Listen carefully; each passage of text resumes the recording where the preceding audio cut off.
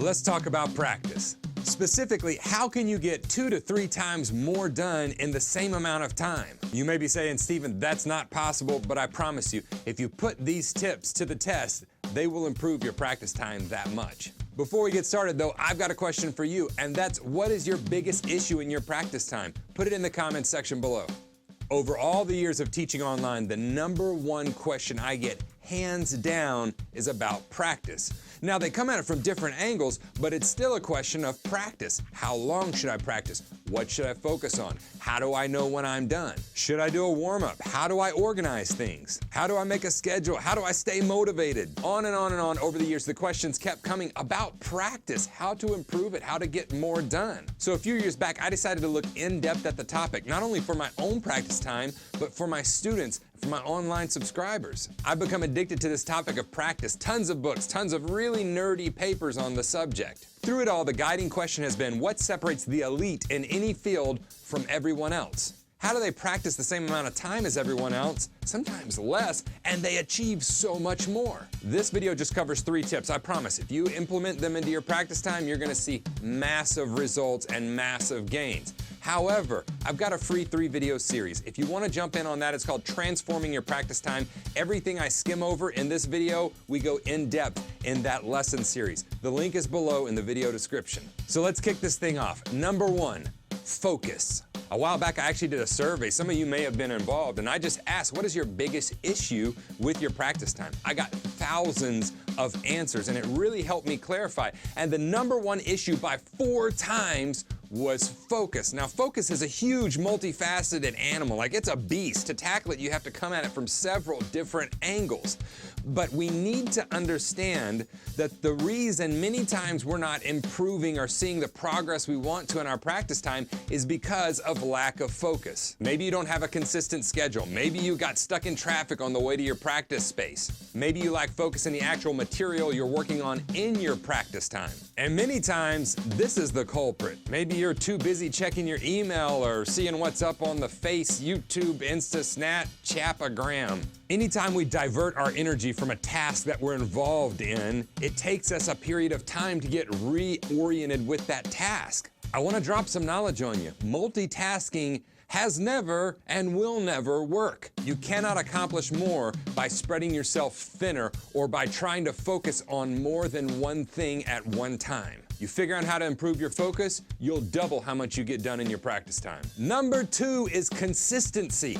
Just like focus, consistency covers several areas. You need to be consistent in when you practice. Now, some of you may be saying, Stephen, I can't practice the same time every day. That's totally fine. That's not what I'm talking about. I'm talking about be consistent with how often you touch the instrument, how often you're actually practicing your instrument. In other words, don't practice for 2 days and let 3 days go by and then we jump back in and we expect to jump right back in where we left off. We need to have a consistent time that we're coming and showing up. By time, I mean maybe a half an hour a day, maybe an hour a day. It doesn't have to be the same time every day, but it does have to be a consistent touch on the instrument.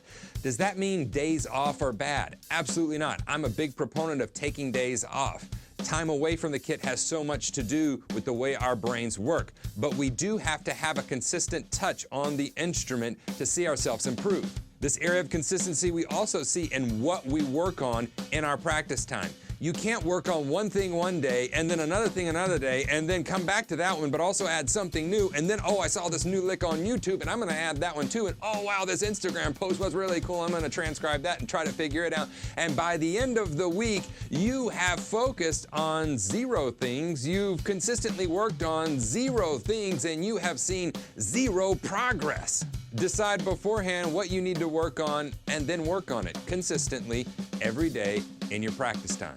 And then lastly, on consistency, you have to be consistent with how you actually work through the material in your practice time. I go really in depth with this on the free course I give. Again, that link is below. I'm not pushing you to it. I just want to give you as much information as I can. And it's a 3-video series, completely free. The link is below in the video description. Now, consistently working on things is where I developed assembly lines. It's where I developed creative triggers. It's where I developed zoning within my practice time. And what it does is it helps me take something like a rudiment or a groove or a new pattern I'm working on, I plug it into a system, an assembly line, I take it through zones, and by the end of that, I come out with the same product. I can utilize whatever that may be, the groove, the rudiment, the new pattern around the kit in several different ways so that I can begin to implement it into my playing. And that all comes through consistently showing up for my practice time and consistently working through things that I decided to focus on in a very specific way. And number 3 is you have to take mistakes to the deepest level. That's kind of an odd statement, but here's what I mean by that. Oftentimes we'll set out to learn a song, and when we set out to learn that song, we say, okay, I'm gonna play through the song. And we play through the song and we kind of played the verse right, and we really didn't play the chorus right, and we played none of the fills right, and okay, I'm gonna play back through that song. So we played back through the entire song. Meanwhile, there's all of these mistakes that are happening along the way. We are better off if we will take each mistake as it comes, stop everything, and focus on that one thing. Classical musicians do this really well. If you take, for instance, a violin player or maybe even a piano player they're learning a large piece of music, they're not gonna take, okay, I'm gonna take the first 3 pages and learn that. They're not gonna play through that over and over and hope the mistakes correct themselves. They're gonna look at the first note or the first group of notes. And what they're gonna do is they're gonna look at, okay, where are my fingers on the keyboard? Where am I going after this? Okay, I see this next section. Okay, so I'm gonna correct these first 4 notes. That's how I play them. Now I'm going to phrase them. How do they, okay, I don't really like that. I need to bring them softer, and then I need to make a small crescendo. So they are looking at super deep at this problem of how do you play these first 4 notes. The thing about doing that is by the time you get to later in the piece, chances are that same issue is gonna come up again. And if we resolve it the first time on a deeper level, you're not gonna have that issue because you're gonna go, oh wow, that looks like that, so I can resolve that in this way, and I've already worked on that. So we're actually working ahead by focusing on these problems as they come. So in your practice time, as you're focusing as deep as you can, as you're consistently working through the material that you said you were gonna consistently work on when you consistently showed up for your practice time, take each problem as it comes, dissect it, and don't move on until you have taken that problem to the deepest level and you figured it out. At that point, then move on. It's the only way to make the progress you want to see. I have stacks of material on this subject. I have hours of video. I have a lot of information on the topic of practice. I'd love to share some of that with you. Again, the free course, it only launches out every now and then, so if you want to, jump on board. The link is below in the video description. If you got something out of this, if you think it may improve your practice time and you think it may improve someone else's practice time that you know, pass it on to them and maybe click that thumbs up button. Be sure and subscribe to this channel for new drum videos every week, but no matter what you do, I'll see you here in the next lesson.